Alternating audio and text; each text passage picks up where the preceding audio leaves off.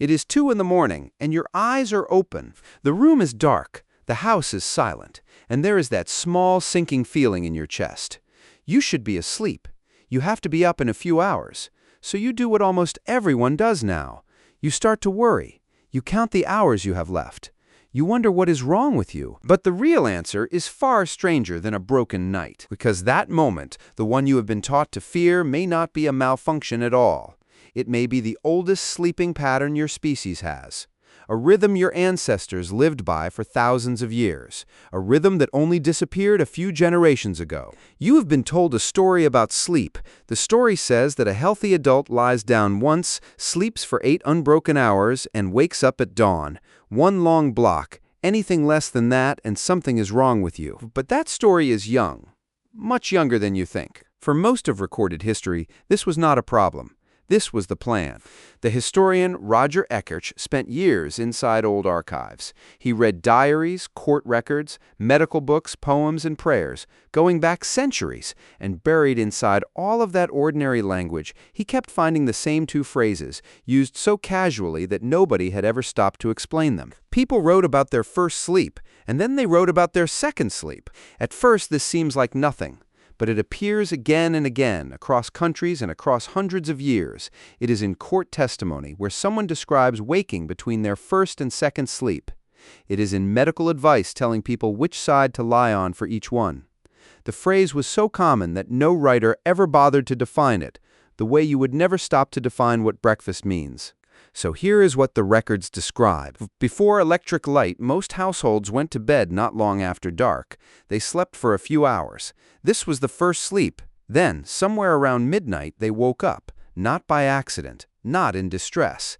They simply woke naturally into the quiet of the night. And then came the strange part. They stayed awake for an hour, sometimes longer, and during that dark, silent hour, they lived a small second life.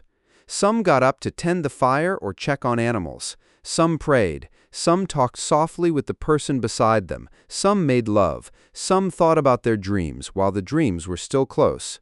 And then, when the hour passed, they lay back down and fell into their second sleep, which carried them gently to dawn. 2 sleeps one night. A peaceful island of waking in between. To them, this was not insomnia. This was just night. Now, a historian finding old words is one thing. But maybe these people were simply describing a habit, a custom they could have dropped at any time. Maybe the human body does not actually want this. That is exactly the question a sleep scientist named Thomas Wehr decided to test. In the early 1990s, Wehr ran an experiment at the National Institute of Mental Health. He took a group of healthy people and did something modern life never allows. He gave them long nights of darkness. For 14 hours each day, the lights went out and stayed out, recreating the kind of night your ancestors knew before lamps and screens. At first, the volunteers slept enormously, almost 11 hours, as if paying off a debt they did not know they owed. But over the following weeks, something remarkable happened on its own. Within weeks, their sleep quietly split in 2. No one told them to do it. Their bodies simply chose it. They would fall asleep, sleep for a stretch of a few hours, and then wake.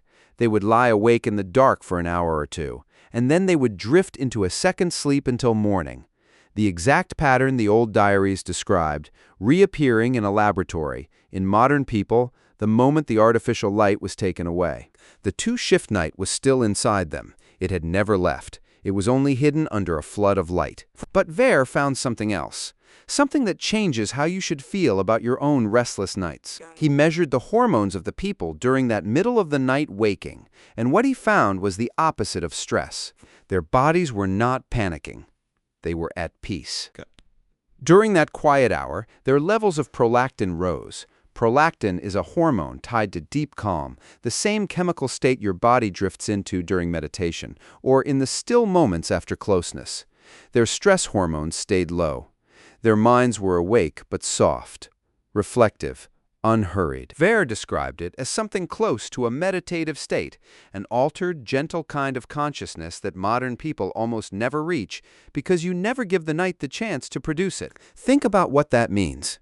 The middle of the night was not a gap to be feared. For your ancestors, it may have been one of the calmest, most peaceful states a human mind could enter. a nightly hour of stillness built into the body itself. And then the world lit up. When cheap, bright light arrived, the night shrank. People stayed up later and later. The long evening of darkness collapsed into a few hours before bed. The first sleep and the second sleep were squeezed together into one demanding block, and the gentle waking in between, the meditative hour, got crushed into the modern shape of sleep we now treat as the only correct one. So the old pattern did not vanish because it was wrong. It vanished because the night itself was changed. And here's the part that touches you directly. The ancient rhythm did not fully die. It still flickers inside many people. Tonight, in countless dark bedrooms, someone will wake around 2 or 3 in the morning, feel that old pull of wakefulness, and immediately panic, certain that something is broken. Nothing is broken. Modern data shows that waking in the night is one of the most common experiences adults have. In one national survey, nearly 1 in 5 adults reported regularly struggling to stay asleep through the night. Millions of people lie awake in the dark, frightened by a rhythm that their ancestors would have recognized instantly and welcomed. The fear is the new part, not the waking. When you wake at 2 and reach for your phone, the bright screen tells your brain it is daytime. Your stress rises. The calm that was supposed to fill that hour never arrives. You turn an ancient, peaceful pause into a modern crisis, and then you lie there, more awake than ever, blaming yourself. So the next time your eyes open at 2 in the morning, do not reach for your phone in a panic. Do not count the hours. Do not ask what is wrong with you. Maybe nothing is. Maybe this dark, quiet hour is not a sign of failure but an inheritance. The same pause your ancestors slipped into for thousands of years, the calm island between 2 sleeps. Lie still. Let your mind go soft. Let the night be long. And somewhere underneath the worry, an older, quieter part of you may finally remember what this hour was always for.